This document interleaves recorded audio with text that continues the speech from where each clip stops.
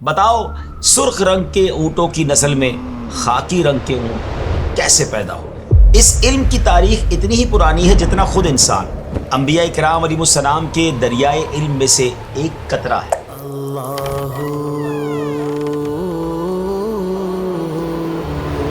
ہم گروہ انبیاء کو حکم دیا گیا کہ ہم لوگوں سے ان کی عقل کے مطابق بات کریں۔ کس نے رات خواب دیکھا ہے؟ Dreams are roads that leads to unconsciousness۔ خود کو سامنے والے کے لیے ایک والد کے درجے پر اتار لیتا ہے اور اس کے دل میں ایسی ہی محبت ابھارتا ہے جو ایک بیٹے کو اپنے والد کے ساتھ ہوتی ہے۔ لوگ اونٹ کو پکڑنے کے لیے دوڑے مگر اونٹ ان سے خوفزدہ ہو کر مزید دور بھاگا۔ اونٹ والا بولا، لوگو مجھے اور میرے اونٹ کو اکیلا چھوڑ دو۔ ہمارے پاس ایک چٹائی ہے جو ہم آدھی نیچے بچھا لیتے ہیں اور آدھی اوپر اوڑھ لیتے ہیں، اور ایک پیالہ ہے اس میں ہم پانی پیتے ہیں۔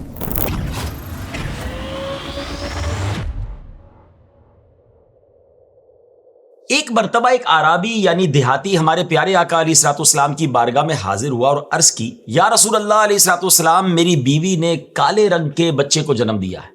یعنی وہ اپنی بیوی کے بارے میں شک کا شکار ہو رہا تھا۔ تو پیارے آقا علیہ السلام نے فرمایا، کیا تمہارے پاس اونٹ ہیں؟ اس نے عرض کی، جی ہاں بہت سارے ہیں۔ فرمایا، کس رنگ کے ہیں؟ بولا، سرخ رنگ کے۔ نبی کریم علیہ الصلوۃ والسلام نے پھر پوچھا، ان اونٹوں میں کوئی خاکی رنگ کا بھی ہے؟ کہا، جی یا رسول اللہ علیہ الصلوۃ والسلام، کچھ اونٹ خاکی رنگ کے بھی ہیں۔ اس جواب پر نبی پاک علیہ السلام نے فرمایا، بتاؤ سرخ رنگ کے اونٹوں کی نسل میں خاکی رنگ کے اونٹ کیسے پیدا ہو گئے؟ عربی نے عرض کی، اس کی رگ نے اسے اپنے رنگ میں کھینچ لیا ہوگا، یعنی سرخ اونٹوں کے باپ داداؤں میں کوئی خاکی رنگ کا اونٹ رہا ہوگا۔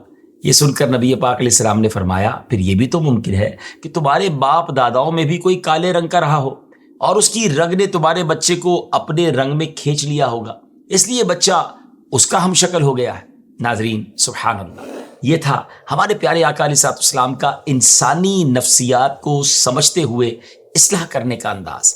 آپ علیہ الصلوۃ والسلام نے اس شخص کو نہ تو ڈانٹا، نہ اس کی بدگمانی پر سخت ملامت فرمائی، اور نہ ہی صرف یہ کہہ کر بات ختم کر دی کہ اپنی بیوی پر شک نہ کرو، بلکہ آپ علیہ الصلوۃ والسلام نے پہلے اس کی ذہنی کیفیت کو سمجھا، پھر اس کی عقل اور تجربے کے مطابق ایسی مثال دی جسے وہ خود بھی تسلیم کرنے پر مجبور ہو گیا۔ یوں اس کی بدگمانی بھی دور ہو گئی، دل کو اطمینان بھی ملا اور ایک خاندان ٹوٹنے سے بھی بچ گیا۔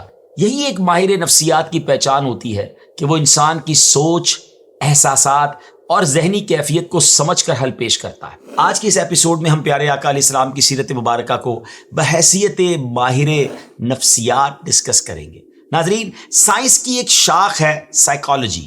اس علم میں انسان کے ذہن، رویوں، جذبات، احساسات اور سوچنے کے انداز کو سائنٹیفکلی اسٹڈی کیا جاتا ہے۔ اس علم کی تاریخ اتنی ہی پرانی ہے جتنا خود انسان۔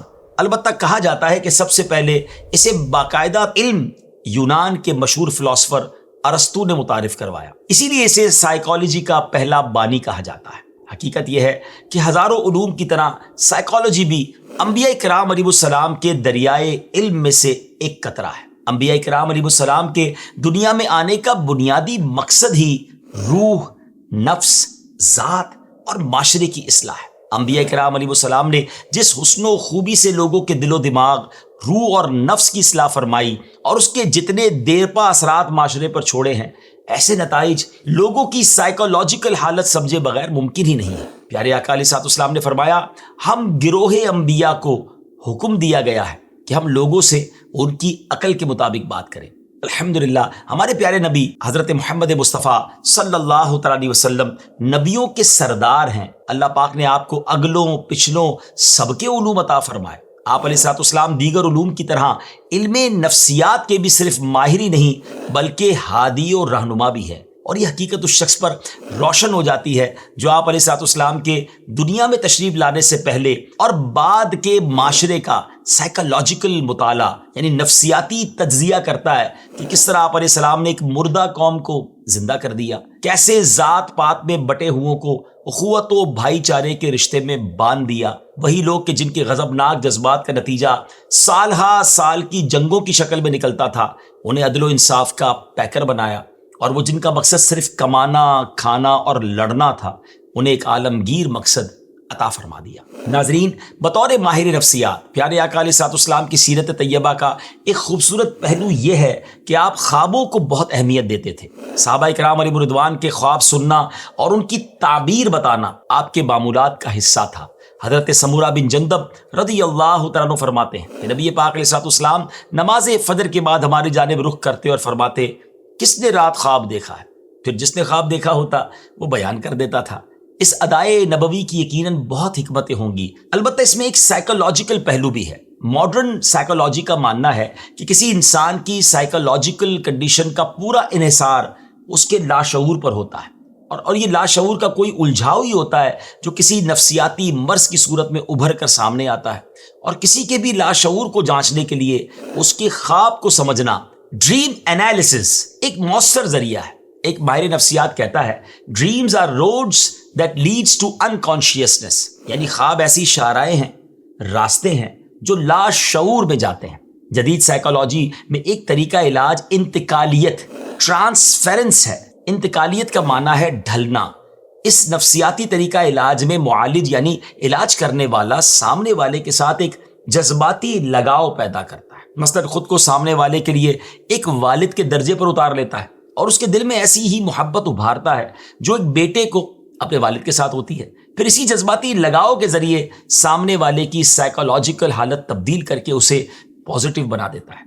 ہمارے پیارے آقا علیہ الصلوۃ والسلام کی پاکیزہ زندگی میں اس انداز سے اصلاح کرنے کی بہت مثالیں ملتی ہیں۔ ایک مرتبہ ایک اعرابی یعنی دیہات سے تعلق رکھنے والا بارگاہ رسالت میں حاضر ہوا اور اس نے آپ سے مدد چاہی۔ نبی پاک علیہ الصلوۃ والسلام نے اس کی مدد فرمائی، اسے کچھ عطا فرمایا اور پھر پوچھا، کیا میں نے تم سے بھلائی کی؟ اعرابی بولا، نہیں، نہ آپ نے بھلائی کی، نہ اچھے طریقے سے پیش آئے۔ صحابہ کرام کو اس کی اس گستاخی پر بہت غصہ آیا اور کچھ تو اس کی طرف لپکے بھی، مگر پیارے آقا علیہ السلام نے انہیں منع فرما دیا۔ پھر کچھ دیر بعد پیارے آقا علیہ الصلوۃ والسلام جب اپنے گھر تشریف لے گئے تو اس اعرابی کو بھی اپنے گھر بلا لیا۔ وہ پیارے آقا علیہ السلام کے گھر پر آیا، آپ نے اس کے ساتھ باتیں کی، پھر اسے اور بھی کچھ عطا فرمایا۔ پھر پوچھا، کیا میں نے تم سے بھلائی کی؟ اعرابی بولا، جی ہاں، آپ نے بھلائی کی، اللہ پاک آپ کو جزائے خیر عطا فرمائے۔ اس کے اس عمل کے بعد آپ نے صحابہ کرام کے سامنے اظہار فرمایا کہ اعرابی نے اپنے جملوں سے رجوع کر لیا ہے اور اب یہ ہم سے خوش ہے۔ آپ نے مزید فرمایا کہ میری اور اس اعرابی کی مثال اس شخص جیسی ہے جس کا اونٹ اس سے بھاگ گیا ہو۔ لوگ اونٹ کو پکڑنے کے لیے دوڑے مگر اونٹ ان سے خوفزدہ ہو کر مزید دور بھاگا۔ اونٹ والا بولا، لوگوں، مجھے اور میرے اونٹ کو اکیلا چھوڑ دو، میں اس پر زیادہ نرم ہوں اور اسے زیادہ جانتا ہوں۔ پھر اس نے اچھے طریقے سے اونٹ کو اپنی طرف بلایا تو اونٹ گردن جھکا کے آ گیا۔ ناظرین، کسی بھی سائیکولوجیکل پرابلم کی بنیاد کوئی سوچ، فکر یا نظریہ ہوتا ہے جو مریض کے دماغ میں رچ بس جاتا ہے اور مریض اس کو حرف آخر قرار دے دیتا ہے۔ مثلا کوئی شخص لوگوں کے سامنے بولنے میں جھجک محسوس کرتا ہے، اس جھجک کے پیچھے ضرور کوئی سانحہ ہوگا۔ مثلا بچپن میں کبھی اس نے تقریر کی ہوگی اور لوگوں نے اس کا مذاق بنایا ہوگا، یہ ٹراما ہوتا ہے ناظرین۔ یا اس نے کسی کا مذاق بنتے دیکھا ہوگا، پھر اس نے خود سے مذاق بننے کی کیفیت کو اپنے دماغ میں بٹھا کر اس کی تصویر بنائی ہوگی۔ ایسی صورت میں ایک ماہر سائیکالوجسٹ کو چاہیے ہوتا ہے کہ وہ اپنے کردار، عمل یا قول سے مریض کو کوئی مضبوط دوسری وجہ دے۔ جب یہ دوسری مضبوط وجہ پہلے والی منفی سوچ کی، نیگیٹو اپروچ کی جگہ لے لے گی تو مریض خود ہی صحت مند ہو جائے گا۔ اور اس طریقہ علاج میں جو ڈاکٹر ہوتا ہے، جو معالج ہوتا ہے، مریض کا مسئلہ ہی ختم نہیں کرتا بلکہ اس کی جو نیگیٹو سوچ ہوتی ہے اس کو پازیٹیو میں بدل دیتا ہے۔ غلط عادت کی جگہ اچھی عادت، برے کردار کی جگہ اچھے کردار کو رکھ دیتا ہے۔ نبی پاک علیہ السلام کی مبارک سیرت میں اس طریقہ علاج کی بھی کئی مثالیں موجود ہیں۔ میں ایک واقعہ آپ کو سناتا ہوں۔ ایک مرتبہ ایک انصاری صحابی رضی اللہ تعالیٰ عنہ جن کی فائنینشیل کنڈیشن بہت کمزور تھی، وہ ایک دن پیارے آقا علیہ السلام کی خدمت میں حاضر ہوئے اور مدد کا سوال کیا۔ انہوں نے سوال اگرچہ مالی امداد کا کیا تھا، لیکن اللہ کے رسول علیہ الصلوۃ والسلام نے ان کی کیفیت و ضروریات اور ان کی نفسیات کا اندازہ کر کے بہتر حل ارشاد فرمایا۔ آپ نے فرمایا، کیا تمہارے گھر میں کوئی چیز نہیں ہے؟ صحابی نے عرض کی، ہمارے پاس ایک چٹائی ہے جو ہم آدھی نیچے بچھا لیتے ہیں، آدھی اوپر اوڑھ لیتے ہیں، اور ایک پیالہ ہے، اس میں ہم پانی پیتے ہیں۔ نبی پاک علیہ الصلوۃ والسلام نے فرمایا، جاؤ دونوں چیزیں لے آؤ۔ وہ صحابی گھر گئے اور چٹائی اٹھائی، پیالہ ہاتھ میں لیا اور حضور کی بارگاہ میں آ گئے۔ آپ علیہ السلام نے اعلان کیا، کون ہے جو یہ چیزیں خریدتا ہے؟ ایک صحابی نے عرض کیا، حضور میں 1 درہم چاندی کے سکے کے بدلے خریدتا ہوں۔ فرمایا، کوئی ہے جو اس سے زیادہ قیمت لگائے؟ دوسرے صحابی نے عرض کی، حضور میں 2 درہم کے بدلے خریدتا ہوں۔ نبی پاک نے دونوں چیزیں ان صحابی کو دے دی، 2 درہم وصول فرمائے اور ان چیزوں کے اصل مالک کو درہم دے کر فرمایا بازار جاؤ، 1 درہم کا غلہ یعنی کھانے پینے کا سامان لاؤ اور گھر پہنچاؤ، جبکہ دوسرے درہم کی کلاڑی خریدو اور میرے پاس لے آؤ۔ صحابی نے حکم پر عمل کیا، پھر کلاڑی خرید کر نبی پاک کی بارگاہ میں حاضر ہو گئے۔ حضور نے اپنے ہاتھ سے کلاڑی میں لکڑی کا دستہ ڈالا، پھر انصاری صحابی کو دیا اور فرمایا جنگل میں جاؤ، اس سے لکڑیاں کاٹو اور پھر لکڑیوں کو بازار میں بیچو، اور اب 15 دن تک مجھے نظر نہ آنا۔ انصاری صحابی نے کلاڑی ہاتھ میں لی اور روانہ ہو گئے۔ 15 دن گزر گئے۔ 15 دن بعد جب وہ واپس آئے تو ان کے ہاتھ میں 10 درہم تھے۔ نبی پاک علیہ الصلوۃ والسلام انہیں دیکھ کر خوش ہوئے اور فرمایا تمہارا اپنے ہاتھ سے کما کر کھانا اس سے بہت بہتر ہے کہ تم سوال کرو، اور وہ سوال کل قیامت کے دن تمہارے چہرے پر داغ بنے۔ ناظرین، خود کو بیکار یا دوسروں کا محتاج سمجھ لینا، اپنی صلاحیتوں کو سمجھ ہی نہ پانا شاید سب سے بڑا سائیکولوجیکل پرابلم ہے، نفسیاتی مسئلہ ہے۔ یہی وہ مسئلہ ہے جو قوموں کو غلام بننے اور غلام رہنے پر مجبور کر دیتا ہے۔ اس وقت ایک ماہر سائیکولوجسٹ کی بڑی کامیابی یہ ہوتی ہے کہ وہ سامنے والے کو یہ باور کروا دے کہ تم بیکار نہیں بلکہ قدرت کا شاہکار ہو۔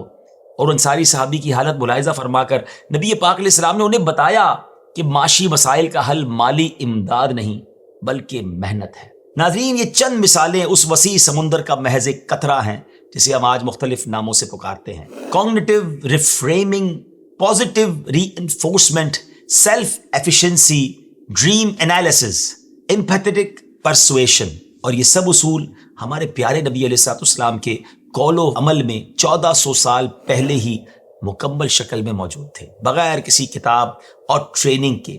فرق صرف اتنا ہے کہ آپ علیہ السلام کا علم رب کی عنایت تھی اور آج کا علم صدیوں کے مشاہدے اور تجربے کا نچوڑ ہے۔ اور یہی تو شان ہے میرے آقا علیہ الصلوۃ والسلام کی، جبھی تو کہا جاتا ہے جیسے میرے سرکار ہیں ایسا نہیں کوئی۔ اللہ پاک ہمیں اپنے پیارے حبیب علیہ الصلوۃ والسلام کی سیرت طیبہ کو سمجھنے اور اپنانے کی توفیق عطا فرمائے۔ اپنی دعاؤں میں یاد رکھیے گا۔ اگلے ایپیسوڈ میں ملاقات ہوگی۔ السلام علیکم ورحمۃ اللہ وبرکاتہ۔